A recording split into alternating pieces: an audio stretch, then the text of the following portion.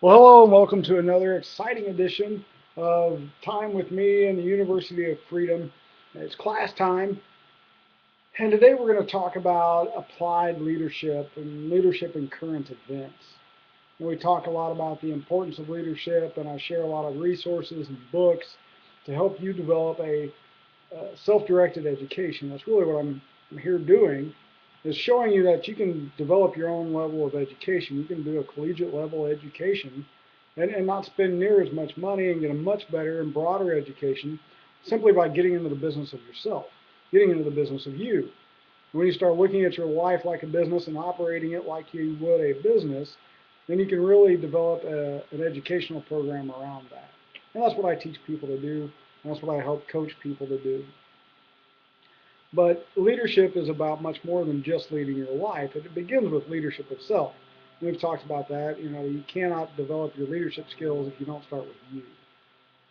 I really am having a hard time not kind of looking at leaders and people that are supposed to be leaders in our world right now, asking them what the hell they're doing. I mean, I'm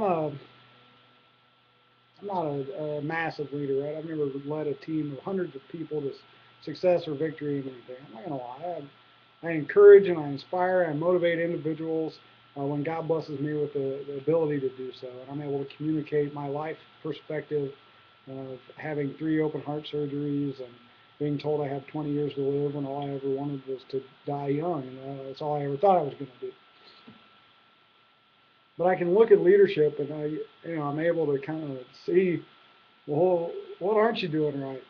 It's real simple to see when leaders are screwing up. And we got John Boehner in the or not in the White House, but basically going to the White House to make a side deal with the president so that he doesn't have to live with the results of universal health care that we call Obamacare, the Affordable Care Act. He's saying, listen, I don't want to deal with this. My aides don't want to deal with this. It's okay if the American people have to deal with this and business owners have to deal with this. How can we get out of this, right? How do we make a side deal and be underhanded? In the landmark book by the Posner, and I'm struggling with the title of the book now, but it's about leadership. And they talk about, they've done all these studies over 30 plus years on leadership. And they say that, the primary thing that people look for, the number one consistent thing across all cultures, all norms, all everything, is trust. Is that we can trust our leaders. And we can't trust our leadership in our government right now. From the local level all the way up, we're having problems of corruption, of greed, and of all these challenges. And outsiders looking into Washington or politics or even local governments are going, what is going on there? But yet me personally too, I don't want to go get my hands into all that stuff. But what are you people doing? You're screwing with my life and your petty decisions, and you're fighting over, well, who wants to take credit for the collapse and not, and we're going to blame it on them, even though we're just as guilty. And our president came out and said, well, it's all the Tea Party's fault. It's this minority group that's holding the rest of the country hostage. And that's not what our founders had in mind. Well, Mr. President, I have to give you a history lesson. Indeed, that is exactly what our founders had in mind. And that's why I recommend history and freedom as part of your self-directed education. Because when you understand where freedom comes from and you understand our founding of freedom in America and the ideals of freedom and how they have progressed through the centuries, then we can see how do we take this forward into future centuries utilizing technology and blogs like this one to be able to share it. Because then we can communicate the message of freedom. You see, that was an idea that people really struggle with if they're not raised with it, if they're not steeped in this, because they don't understand freedom. They don't understand the liberty, the ability to travel without being stopped at every border checkpoint and asked to see your papers. But we have that now. That's starting to happen in our country.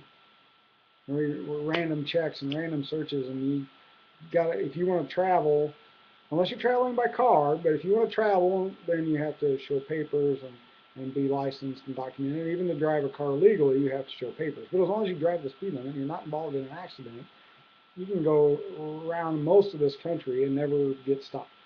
And I've done it plenty of times. I took my son on a 4,000-mile road trip when he was 2 because we wanted to explore freedom. And you can see a compilation of the whole video. It's about an hour of just the movies just all together and me talking and talking about this stuff back then and about our growing deficit monetarily back then.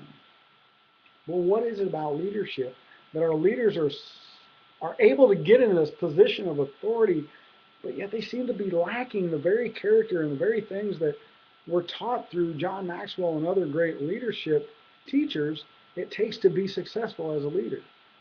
How does this man get voted when he is a liar? I mean, flat out, he's lying to the American people. John Boehner is a liar. President Barack Obama is a liar. How do you become a liar and be able to attract enough people that they're going to spend millions of dollars investing in you to go out and make real changes into the world when, you know, it's a struggle for the average person to figure out, how do I get you to join my team and spend 25 bucks, right? Like, you know, I want to get people to just click a link, and that's challenging sometimes. These guys are able to get millions of dollars thrown at them to make decisions that affect and impact you and I. And yet they're violating the very, I can't even say it, the very heart of leadership. They're violating that. They're lying to you. They're lying to me. They're lying to line their own pocket, and they're lying for greed. They're not even lying as a way to benefit and to protect anybody. They're protecting their own selves, their own interests, and their own pocketbook.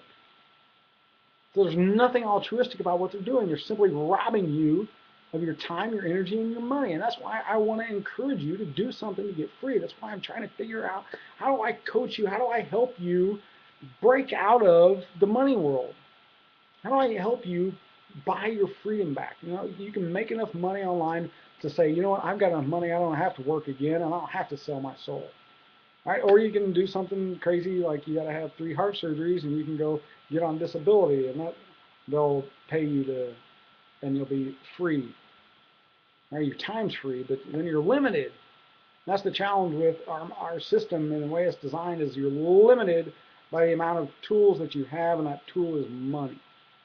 And so we've got to either break the monetary system, which is what will happen if the country collapses. There's a lot of doom and gloom about what's going to happen if the system crashes. You know, I'm a person, I should be very afraid because my income comes from the U.S. government. If the U.S. government collapses, then my income is no longer of value. It's no longer going to be there, right? It's gone. And so is yours, because then the monetary system collapses. And when the dollar collapses on a worldwide scale, it's going to change things, but it doesn't have to be for the worst.